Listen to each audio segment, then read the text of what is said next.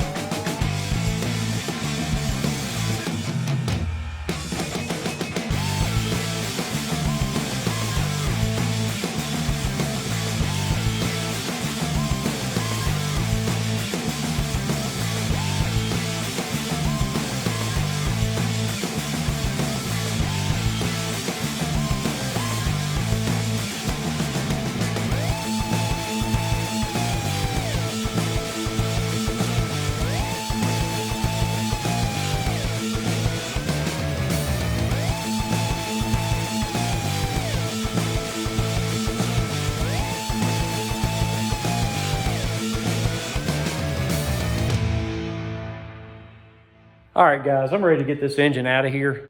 I'm gonna have to pull the upper to be able to get to all the wiring harness. And the other thing I'm gonna do, just to make it easier on myself, because I am a one-man band out here, I'm gonna take all these front accessories off. It's not something you necessarily have to do.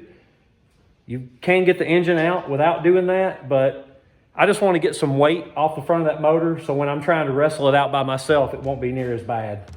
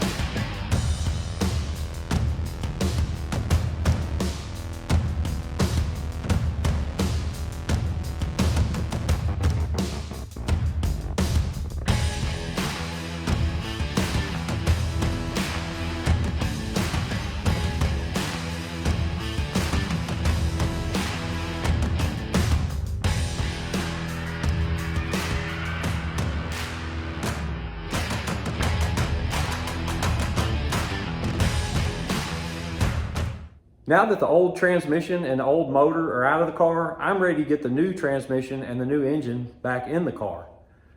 Quick update, I already have the UPRK member in the car, and I've also started on the fuel system. I'm not gonna cover any of that in this video because I have other videos on my channel that cover all that stuff. So if you wanna go back and check them out, they're available. What I am gonna cover though is how I like to put an intake manifold on a small block Ford. So I'm gonna get that done, and then we're gonna get the engine in the car, transmission in the car, and the drivetrain will be done. I also like to use a stud on opposite corners. That way when I set the intake down, it will just guide it right into place, because guys, you don't wanna use the cork gaskets on these China rails. We're gonna lay a nice thick bead of Permatex all the way across that China rail, and also up onto the gasket a little bit, just so it seals everywhere.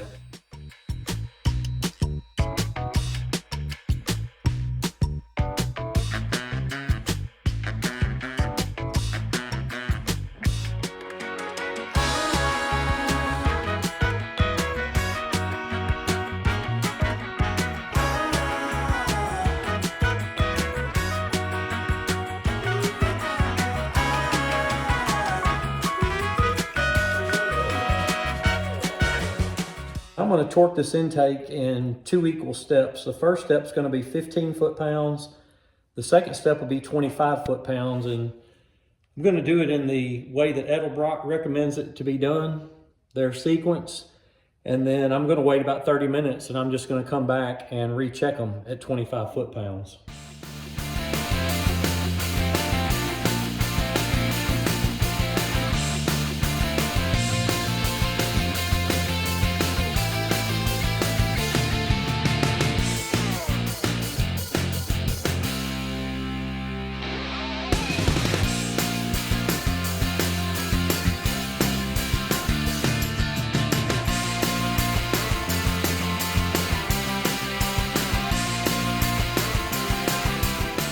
I'm not quite ready to undo my cherry picker yet because I'm about to put the long tubes on it.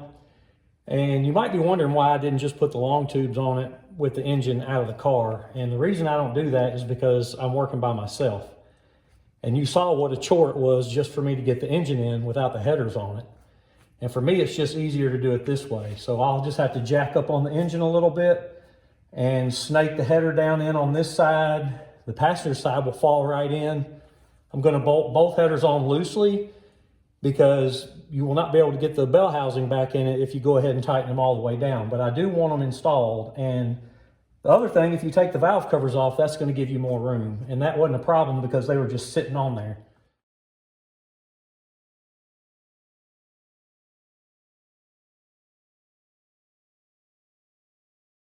I tried to run the header in on the driver's side just to see what I may or may not have to do. And I'm definitely going to have to lift this motor up out of here a little bit. So let's see how big of a chore this is going to be.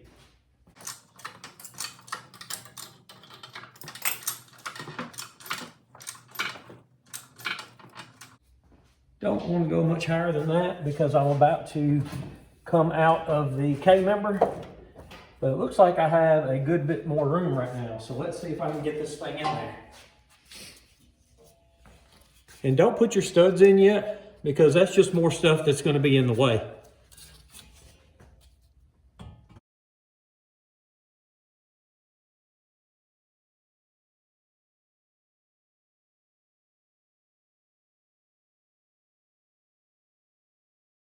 I have the header somewhat in place. I'm going to go ahead and lower the engine back down to hopefully give me room. That way the back of the header at the collector is not hitting on the bottom of the car and keeping me from being able to get my bolts in. I can tell just by looking where I'm at back here in the back that I've got to get the front of this engine down, like the transmission's in it. And with where I have this located, all it's going to do is lift up. So I'm actually going to move my cherry picker to the back hole, and maybe that will pull the engine forward and more level so I'll have room to get a back bolt started. That looks a lot better. Let's see how hard this may be.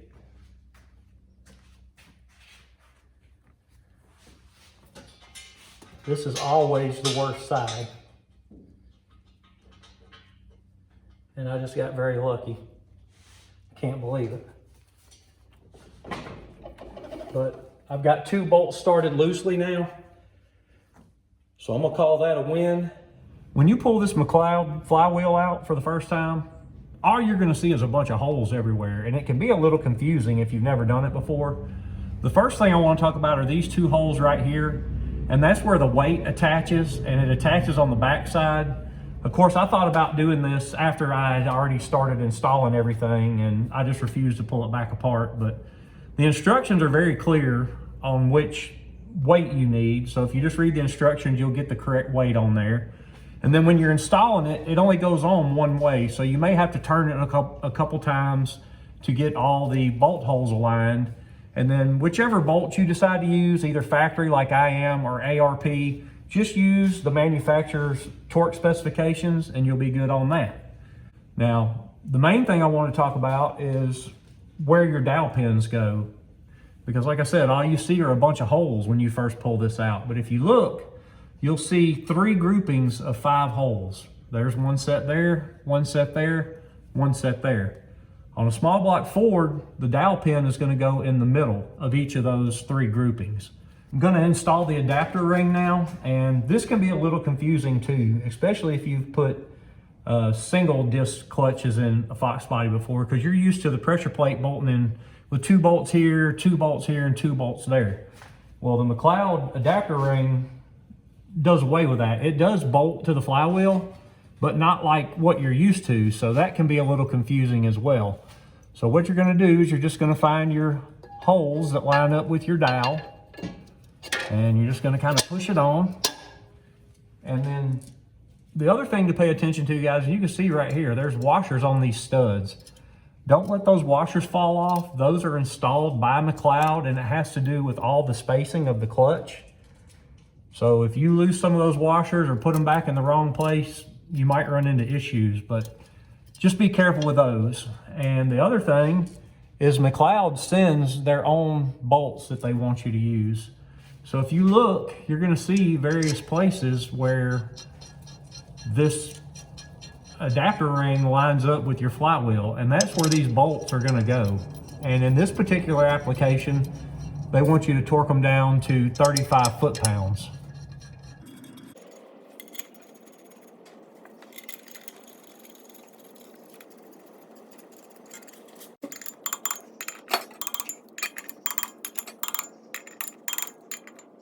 This just hit me, but when you're installing your flywheel bolts, be sure and put some type of sealant on the threads. Now I'm ready to get the bottom disc on it, and it actually is labeled bottom disc, and it's also labeled flywheel side. So as long as you pay attention to what you're doing, you really can't mess it up. So just get the clutch alignment tool that you need, and we need a 26 spline, and put it in your disc, and then just run it into your pilot bearing. And that is ready to go. So I'm going to grab the floater and we'll get it installed. The floater ring will mount on the 3 gold studs. And the other thing that you really need to pay attention to is the paint mark right there on the adapter ring, and the paint mark on the floater. And you're also going to have a paint mark on your pressure plate.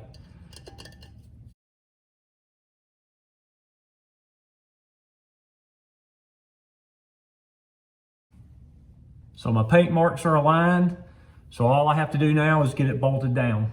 There's a lock washer that goes under your nut, and then you just torque everything to 25 foot-pounds.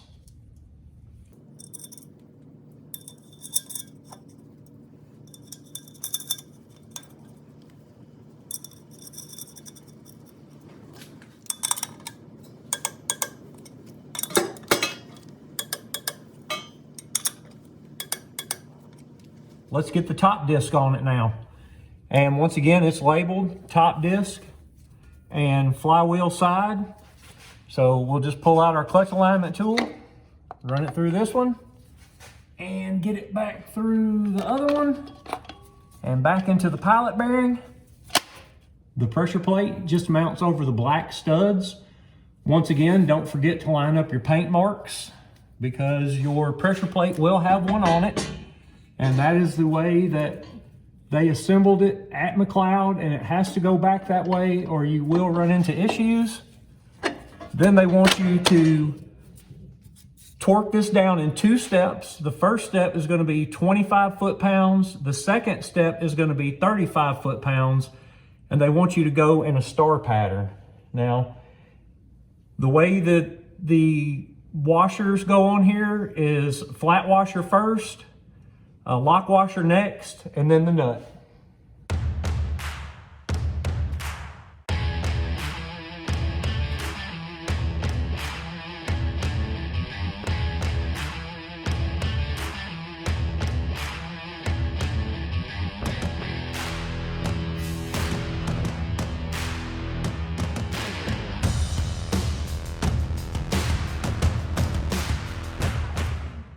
The last thing McLeod wants you to do is take a straight edge and run it across your pressure plate, and just make sure that no fingers are touching your straight edge. And all of ours are below the pressure plate, so we're ready to put the transmission in it. Bell housing is next, and I'm probably going to tell you something most of you already know, but a thin layer of grease anywhere that the throwout bearing is going to ride. I also put some in the pivot ball pocket. A very fine layer of grease on the face of the throwout bearing, and then I put just a very thin layer on the pivot ball and the bell housing. I went ahead and bolted this header down because the driver's side is really hard to get to, and I know that if you leave the passenger side loose, you'll be able to get the bell housing in there. If you've never done it before, you might want to leave both loose because it's just going to give you more access. My first installation of the bell housing is only temporary, because right now what I'm wanting to do is see where my clutch cable runs in front of the bell housing, because it's real close to the header. And more times than not, if you don't put header wrap in that area of the header, it's going to melt your clutch cable. Then you're going to be putting a clutch cable in it. And we all know what a pain that is. So I put the bell housing on it. I mark the header where it needs to be wrapped. Then I pull the bell housing back off to give me more room. And if you've never wrapped an entire header, it is a huge job. So that's why I just wrap the area that needs to be wrapped.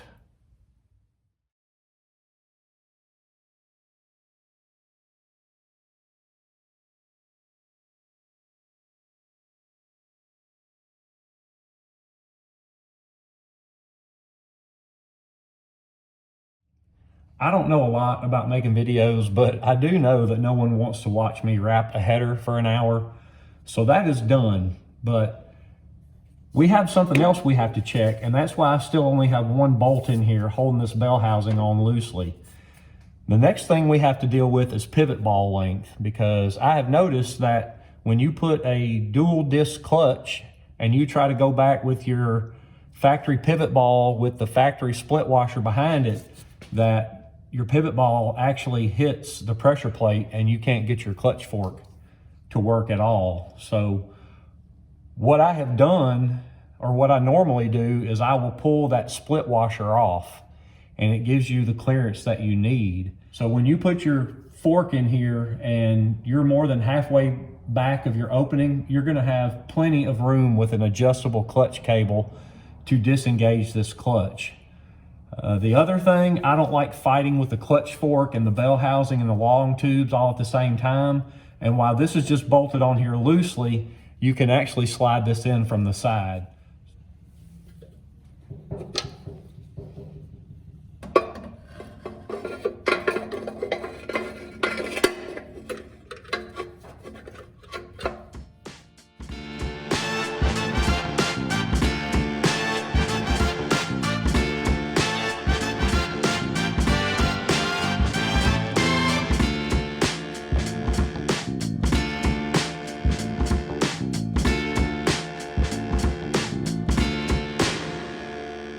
Sometimes I don't do the greatest job of explaining things when I'm in the middle of working, so I went and pulled this diagram off the internet, and this is the way that McLeod and Centerforce both say to set up a clutch fork and ball stud or pivot ball on a car with a clutch cable. And us being Foxbody guys, that's all we're worried about, because most of us have clutch cables.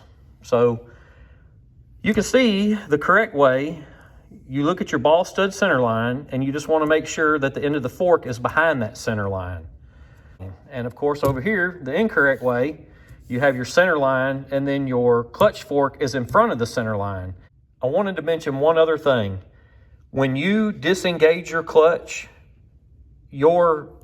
fork should be parallel or almost parallel with your flywheel. So when you're setting all this up, keep that in mind.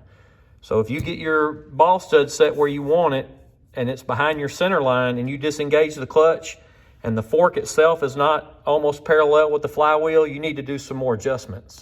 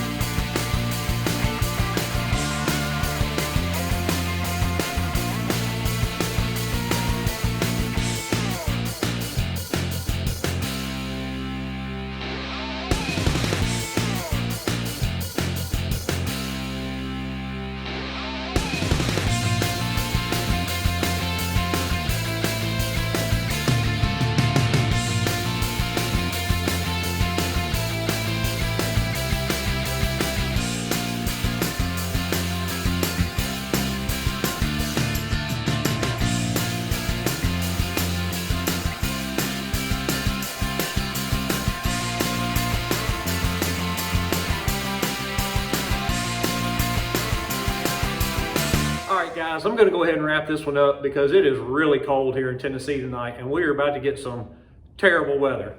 But I am really happy to have this drivetrain in this car. So the next episode hopefully will be this car up and driving and smoking tires. But one thing I'm definitely going to cover in the next episode is what it takes to get this particular setup into your Foxbody. Now I will say he has a 2-inch cowl hood, but we're still running into clearance issues everywhere. So I'm going to cover everything from motor mounts to K-member spacers to the elbow we had to use and everything in between. But guys, as always, I'm busy, so I'm out.